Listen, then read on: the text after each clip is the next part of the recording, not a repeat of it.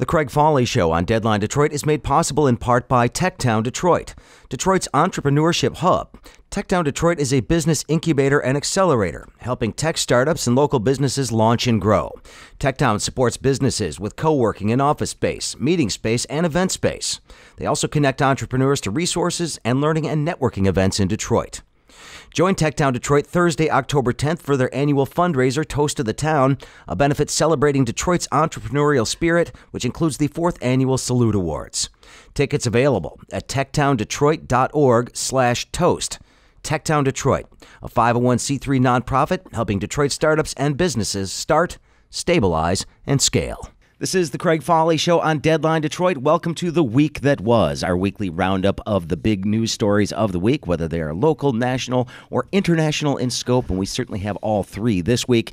Joining me, as usual, Nancy Derringer from Deadline Detroit in the coveted bimbo chair. Wonderful to be here in the bimbo chair. Absolutely. And Alan Lengel, of course, the founder of Deadline Detroit, is here. Hello. And Co-founder. Co-founder and editor. And forget Bill McGraw.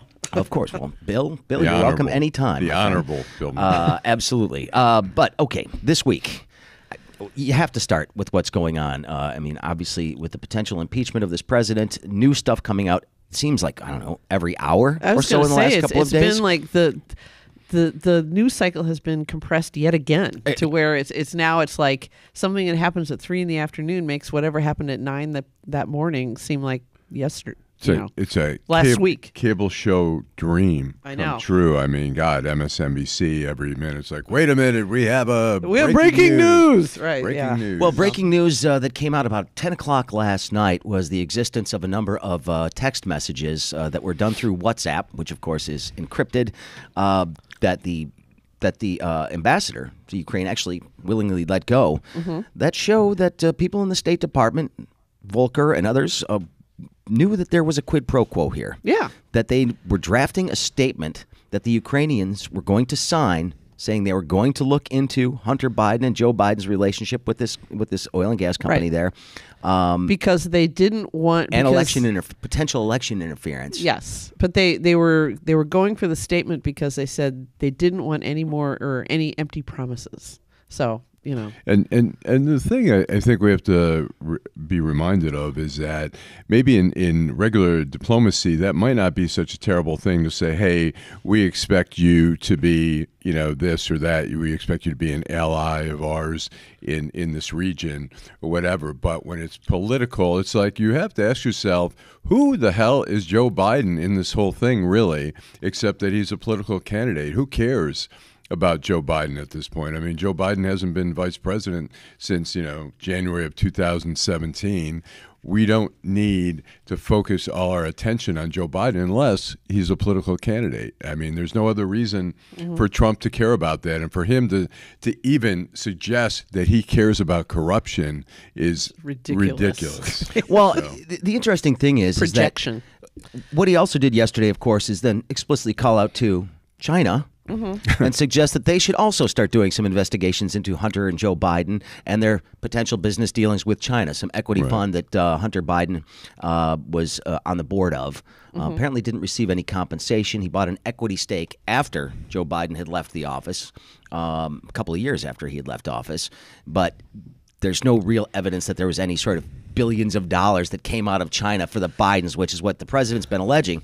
So he goes out there yesterday and explicitly says, hey, foreign country, meddle in our affairs. I know. Get up dirt on my political opponent, which attempting to normalize this behavior in some capacity. If I just do this enough, then maybe everybody's going to think this is the way things normally work. Well, he did it during the campaign, during the debate, where he says, hey, Russia, how about helping us out with finding those lost emails? Right.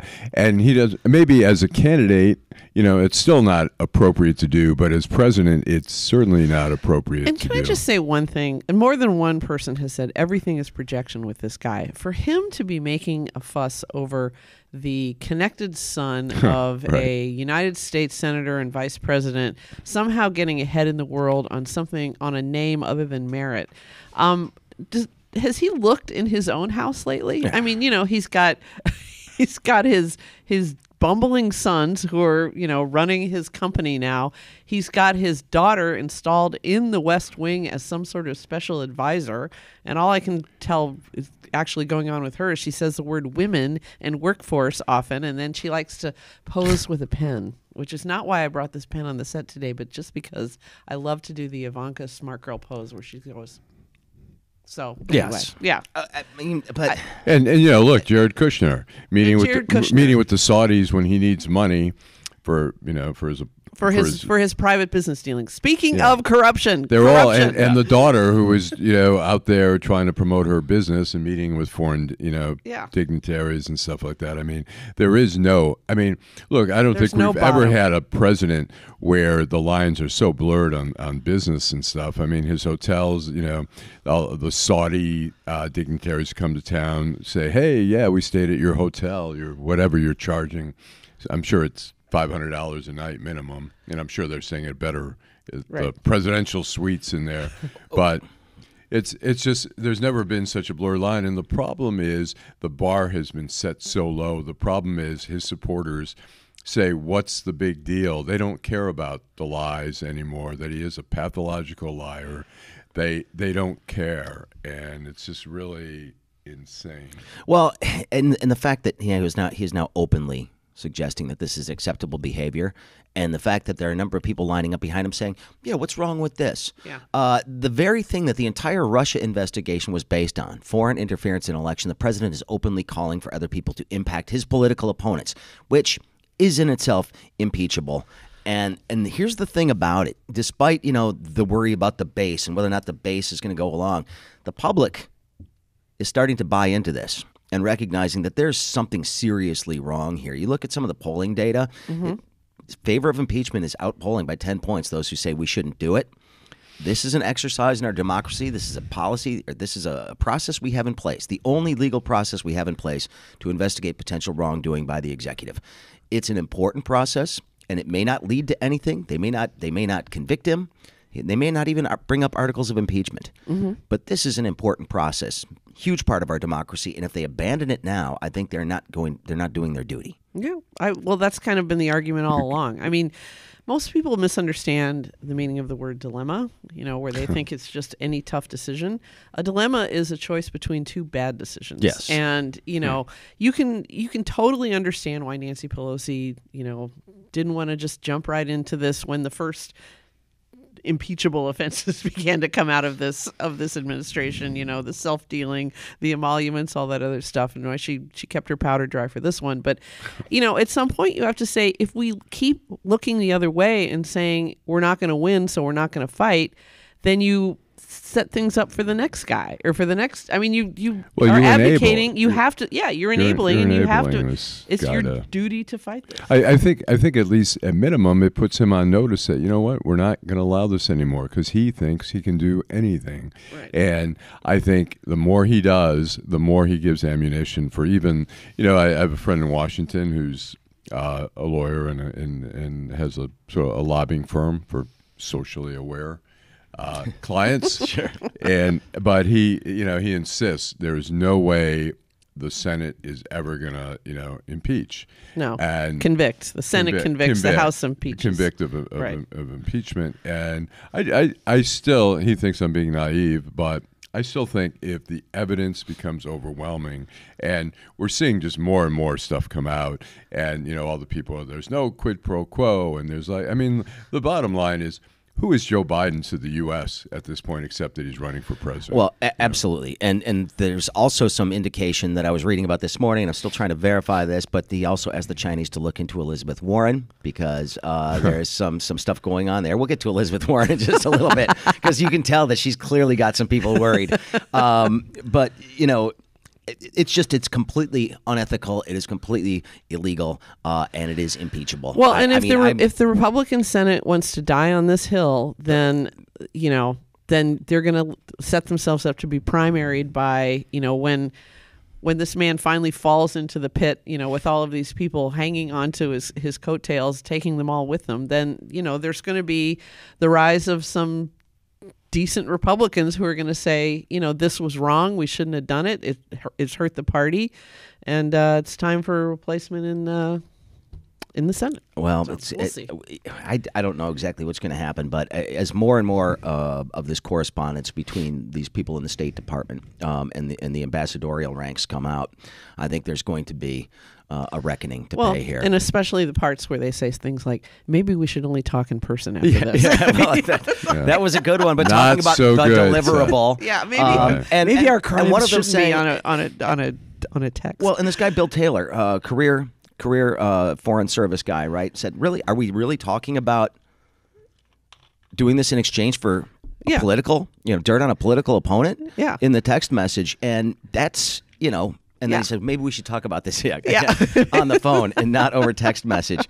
And it's so pretty clear. It's like the mafia. I mean, it's pretty clear. Like no what's parabolic mics anywhere in this place. Although, it's always interesting. I used to read the transcripts of some of these mob wiretaps, and the guys would always be like, hey, be careful, our phones could be tapped. 5 minutes later, it's like, yeah, look, if Joe does that again, I'm going to whack him. People forget. It's so hard to conceive that somebody, while you're typing, somebody could be watching you typing, somebody could be checking your emails.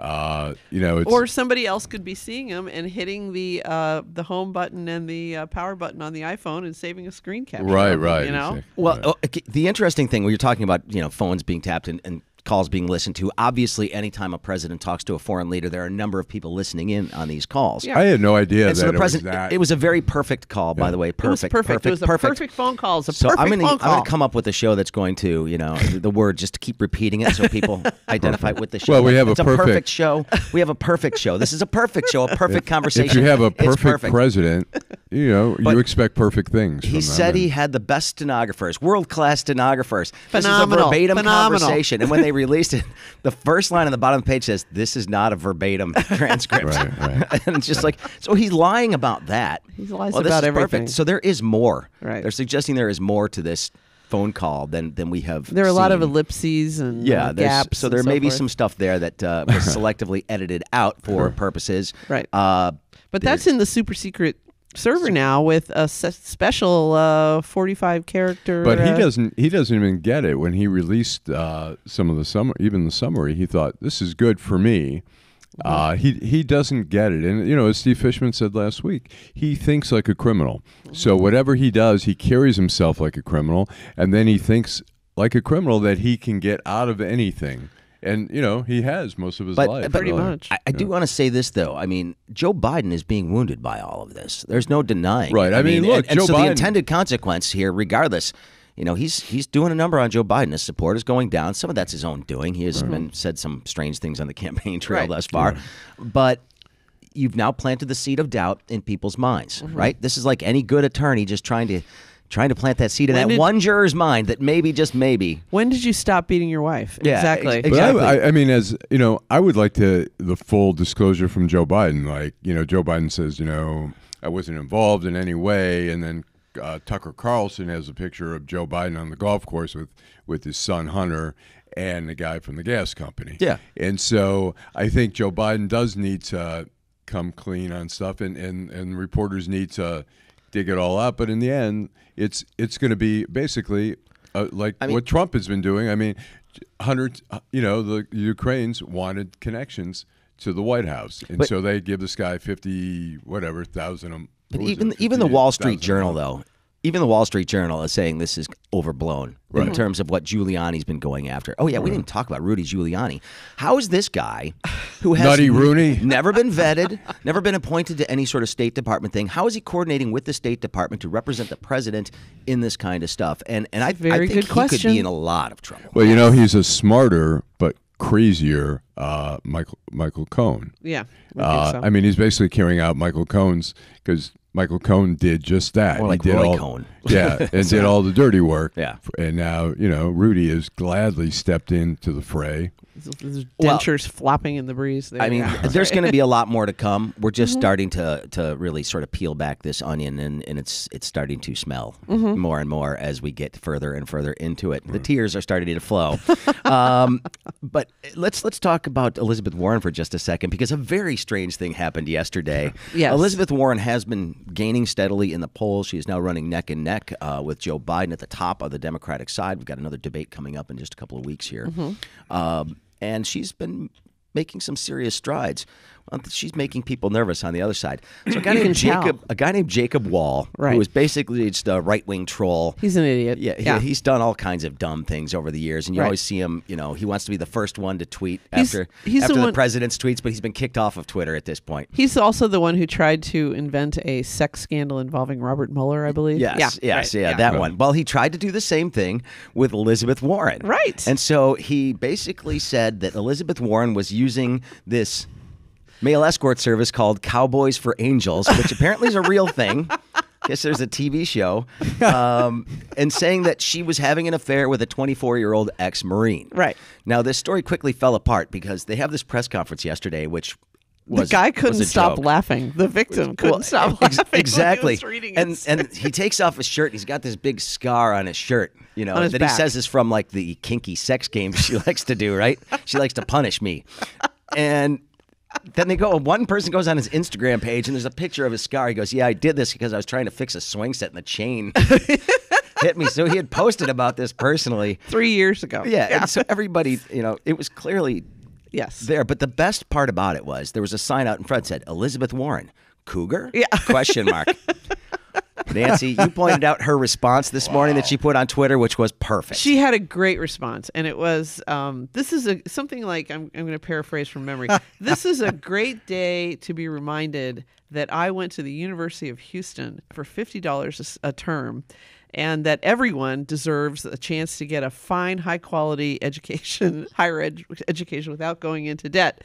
And then she wrote, "Go Cougars." Yeah, they are the Houston Cougars. I mean, of the Houston of the school's logo with its little Go Cougar Cougars. mascot. I like it. But I think what is even better about this story is that this idiot who looks like some member of the Hitler Youth, only the dumb one, thought that somehow this was going to hurt Elizabeth Warren for the world to find out that she had a 24-year-old. She's stooping a 24-year-old Marine. They're like, wow, okay. Well, and I think I read a tweet the other day that said she just won every middle-aged woman in the Midwest with that one. Exactly. And then she somehow and she's got the cougar vote wrapped up now. That's right. And then her kinky sex play somehow scarred this guy for life. When it's like, imagine her going up against Putin. Whoa! Now there is. She can eat his lunch, man. I'll tell you. Well, okay. So all right, Elizabeth Warren. Let's Bernie Sanders. Bernie. Bernie, that was another thing. That's a question. I think it's. I don't know if it's fatal, but I think it's because I think people look at Bernie Sanders and you go, how does that guy go at that pace at that age?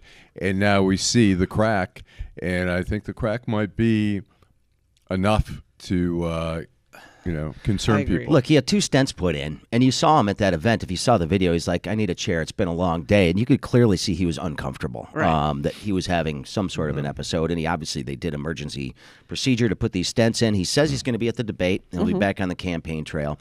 But what it did is open up the door for the ageism question, right? Mm-hmm. How old is too old to be president of the United States? Right. This is something that is going to dog it's going to dog Joe Biden, maybe even Elizabeth Warren, who's 70 years old as well. She's in her 70s, right? And, you don't want to be ageist in these sorts of things, but this is a stressful job. We're seeing the toll it's taking on the president right now. Well, it's like a standard, before like first term, beginning of first term, end of second term photo comparison that you could do with Barack Obama, every president, Bill Clinton, George Bush, all of them. They all age in office at dog-year rates because like you said, it's an incredibly difficult job. Well, the distinction with Trump is that he has aged the population. I'm feeling much older since he's got into. It's happening. It's happening. I had a full head of hair before he started. But you have to ask the question. I mean, what are people thinking privately when they see a story like that about somebody like Bernie, even if they support him? I mean, are they going to be behind him all the way, or are these? For what it's worth, I have thought he was too old from the beginning, and he just, he'll be. If he were somehow to win the 2020 election, he would be sworn in at 80, something like that. And it's like, thank you for your service. You brought a lot of ideas into the mainstream. I wrote the damn bill. I wrote the damn bill. You brought a lot of ideas that you dragged them into the mainstream so that we could talk about them. Go and enjoy a beautiful retirement in Vermont. So that would be my advice to Bernie Sanders. Get a condo in Florida. Yeah, right. Like all the other Jews. Huh? Hey, he could go down there and hang out with the other folks at Viagra Falls. What do they call that place? Falls. The Villages down in Florida. Villages. Where the president Viagra spoke Falls. yesterday. Get to the early bird special. Relax a little bit. That's right. Go to Boca Vista. Get a place down there. Boca Vista. Del Boca Vista. Unit All right. 1. Phase 1. That was it. A reminder, this is the week that was on Deadline Detroit. I'm Craig. Nancy is here. Alan is here, talking about the big stories of the week. We haven't talked much about this internally here, but the sentence of Amber Geiger, the police officer that shot the man that went into her apartment, a 10-year prison sentence for shooting a person in the wrong apartment. He was in his own place. Mm-hmm. She thought it was hers. She got off at the wrong floor, stuck her key into the lock. The door wasn't fully latched, and so it pushed open. She sees this guy sitting there, and in something like 5 seconds, she'd drawn down and killed him. Not to defend what happened, but I have, on occasion, gone to the wrong floor of an apartment in my building, and suddenly I'm trying to wiggle, and I'm like, I see it's wrong, and I panic and run. But I know only Americans expect the next thing to happen to be a shotgun blast right through the door. Right, but it's No, but I mean, there's a lot of discussion about unequal dispensing of justice in this case. I mean, I've seen a lot of Facebook memes. This guy. This woman put her kid in a school illegally and got 12 years, and she kills a guy and only gets 10. Right. Police officers get convicted. That's pretty rare to begin with. Yeah, I was just gonna say. I mean, you can play that game all day. Yeah. I mean, judges differ, jurisdictions differ, sentencing laws differ. That is simply going to happen. So that kind of apples to oranges doesn't work for me. Now, But as you point out, just getting a conviction in the first place is something. In 10 years, it's light, but it's in Texas is probably what you could hope for. Much was made of the victim's brother hugging her in court. You actually had some interesting things to say about that yesterday, and I want to give you an opportunity. I mean, because everybody's saying, well, this is showing us the beauty of forgiveness and the power of the human spirit. And I'm thinking to myself, no.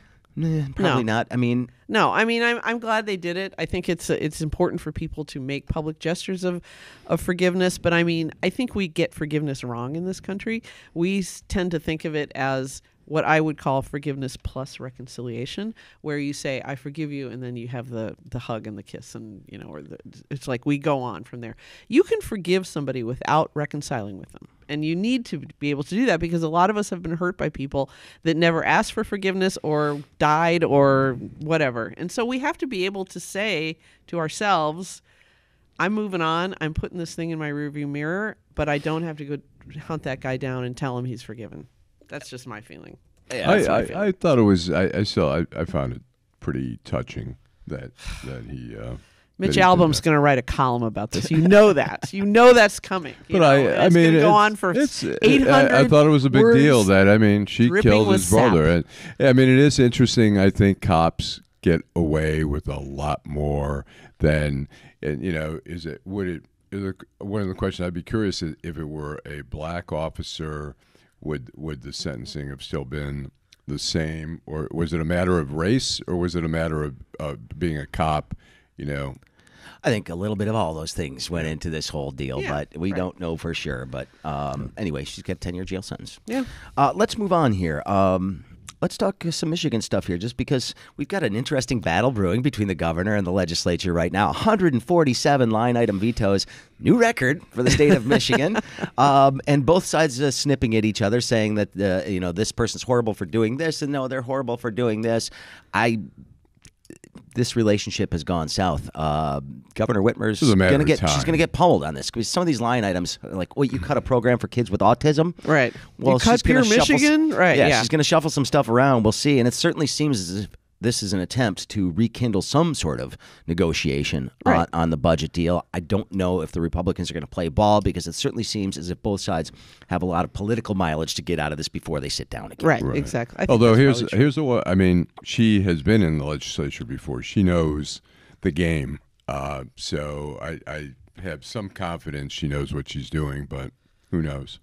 Yeah, I don't know. I think a lot of these individual line items, the ones that have people up in arms, are probably bluffs. Well, and part of it I'm looking at, and I've been promising people who watch or listen to this show that I'm going to dig into this, but there's still a lot of research that needs to be done. I'm confused, and if I'm confused, then everybody else is as well. So because I follow this stuff and I pay attention to it, I'm looking at it going, that doesn't make sense. Maybe it does. And so far, we're not getting a lot of concrete answers. And even my reporter friends in Lansing are sitting there going, "Well, what's going on here?"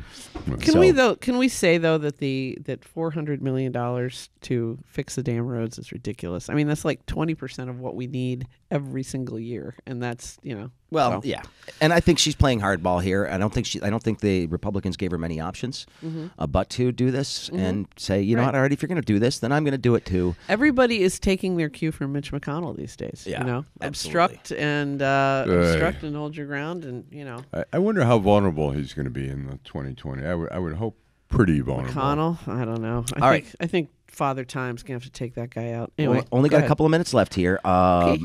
Hockey butt? Are we talking about hockey butt? We'll talk about hockey butt last because that's the fun one. Okay. We'll get to that. But I do want to talk about Chief Craig versus Rashida Tlaib in this facial recognition software thing. Rashida Tlaib made the statement the other day that only black officers should be able to use the facial recognition software against black suspects. They should be the analysts. They should be the analysts. In the room who are only looking black at people that should stuff, look at other black people for doing this. Yeah. Chief Craig said, absolutely not. This is awful, blah, blah, blah. And they're both shot right. It down. They're both right. I saw the video that was shot by, I believe, somebody at the Detroit News.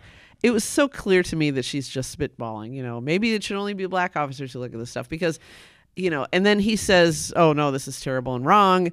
And anyway, the human analysis is only part of what goes into using facial recognition as a crime-fighting tool. I mean, it's not like we just let the machine do it and go, okay, they said arrest that guy. I mean, you have to have that human set of eyes looking into this. And so I tend to see this as a big old molehill. What about you? Mountain? I mean, it shouldn't be exclusively only a black person can do that. There should be some black analysts involved in the process, but it doesn't have to be exclusively. I mean, it's the question of in journalism, you send a white reporter for a black story or vice versa. Do you send only a Jewish reporter or a Muslim reporter for stuff like that? I mean, there has to be some professionalism that we accept, but it's good to have a diversity of opinions and stuff like that. But I to exclusively say that only black people can analyze this, I think is we can say this. Rashida is very good at keeping herself in the headlines. Yeah, she's been doing a pretty good job with that so far in her term in Congress. Right. Yeah. All right. Okay, we're going to get to this. We got to wrap up with this story because we've been going a little bit long. But the Red Wings open their season tomorrow night on the road, and then their home game is the next day. But Dylan Larkin, of course, is one of the alternate captains for the Red Wings and probably their biggest star at this point in time, made a commercial for an Ann Arbor-based clothier that makes specialty clothing for athletes because they tend to be different size than most of us. They're built differently than we are. But apparently, and I did not know this, hockey players are completely different because of the amount of leg strength they have to generate when they skate. Right. It creates all kinds of problems in buying pants. Yes, exactly. So he said, I'm Dylan Larkin and I have hockey butt. Yeah, which is apparently like these massive, toned glutes. And then he's also got quads for days. And he says, he's like, I've got a narrow waist relative to the size of my butt, and I've got, these big thighs. And he said, if the pants fit around my thighs, they're boot cut by the time they get to my ankles. And it's like all guys, he wants to wear the more modern, tapered leg. And so but this could all be solved. This could all be solved if men would get over their unreasonable fear of yoga pants, because that is kind of women also tend to have narrow waists and bigger butts, and that's how we solve our problems. I don't think I want to wear yoga pants, but namaste. Yeah. But the thing is, this video, this commercial they made, of course, went viral, and funny. I think every woman in Canada, because the responses I was seeing to this yesterday. They were like, we like this commercial. We like this commercial a lot. And Dylan Larkin has a lot of new fans now, apparently. And it's funny because he's bending over and he's like, oh, I'm about to bust out of the seams in these pants. I watched when my daughter was learning to skate as a little girl. They were doing at the ice. They were doing like a side lesson where this tiny little figure skater, was doing power skating lessons with some of the Red Wings, and they were doing like these backward circles, practically in a squat position. And I'm like, man, if you want to tone your butt, man, that's something you need to start doing, is playing hockey. Absolutely. But, yeah. No Lions game this week, so we don't have to relive the heartbreak of last week's game. Lions found another interesting way to lose. Right. Although they didn't fold. They didn't fold. I mean, you give them credit for that. But moral victories count for a diddly squat. Well. In the NFL, they played a first-rate team with a first-rate quarterback. 1-1 with a significant moral victory in the. Right, exactly. But I'm first to jump on the Lions, but I mean they show some promise. I was talking to Mike O'Hara, and he thinks maybe they'll be a wild card team, and Well, you know what was kind of fun last night though? Yeah. I went home and I watched really good baseball last night. The playoffs Who'd you have watch? begun. I was watching the Dodgers play last night. And, against the Nats? Yeah. Who won? I didn't get it. I fell asleep before it was over because I'm old. Hey, Siri. But anyway, I was watching baseball, and I was like, wow, these teams are good. They're making great defensive plays. They're taking the right pitches. There you go. You woke her up, and now she's going to start spouting data. The Dodgers won 6-0. Yes, I think. But anyway, I think the Dodgers. They were up 2-0. I think when I fell asleep. But it was like I was watching really good baseball, unlike what we saw at Comerica Park most of this season. But World Series coming up soon. Fall baseball is a lot of fun. It is. The tension is there. There's some good teams there. I know what I'm going to be doing. The Dodgers. The Nats. Unfortunately, I'm rooting for the Nats. They're sort of my backup team, but I don't really see them Yeah. going very far. They've got they've got Scherzer. I understand. I like Max they've got Scherzer. Scherzer, and they've got Annabelle Sanchez. Oh, hey, you know what we didn't mention, and maybe we'll look more into this next week, but potentially real campaign finance rule charges against or accusations against Rashida Tlaib. We mentioned Rashida. I saw that one. That's something that we'll have to look at some point. And also Haley Stevens, NRA.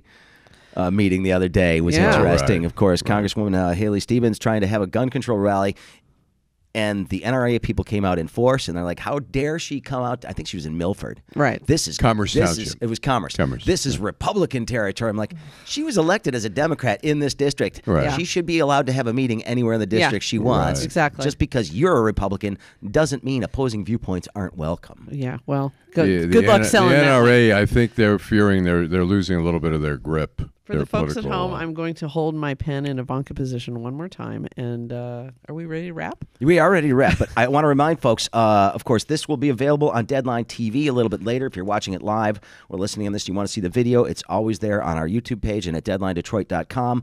Another video as well, Detroit Digest. We went to Iggy's Eggies this time around. Very good little breakfast joint here, a walk-up window in downtown Detroit. Check that out. We love doing those videos. Like They're a lot of fun. Fried bologna. I know, fried bologna. Egg sandwich looked pretty good. I don't know if that's available on your Side dietary Ginsburg. stuff, but anyway, so that's up there. Check that out. And I would like to thank Alan Lengel and Nancy Derringer for being Thank here you very once again. much. I would like to thank my friend Michael Lucido for engineering this broadcast, and I'd like to thank all of you for checking it out, sharing it, letting us know, follow us. Sending the love. Seriously, and let folks know that we're doing this every week because we have a lot of fun. We hope you are as well. The feedback I've been getting lately has been quite good. Good. The numbers are going where we want them to go. So thanks, everybody. We certainly do appreciate it very much. And send us those emails, thecraigfolleyshow@gmail.com. Give me your suggestions. If there's stuff that you think we got wrong or you want to criticize me, whatever, that's all cool. I like it all. So we'll talk to you next week. See ya. And drive home safely. That's right. Can't leave that out. Hey, the Craig Fahle Show on Deadline Detroit is made possible by Samaritas, which is the state's largest private foster care and adoption agency. But they do a heck of a lot more than that. They've been serving homeless families, persons with disabilities, abused and trafficked women. They're also one of the largest resettlement agencies in the state. They provide market rate and affordable housing for seniors and HUD housing for families. And they also have skilled nursing, memory care, and rehab communities in Grand Rapids, Cadillac, and Saginaw. Samaritas, thanks for their support. Great organization doing great stuff all around the state.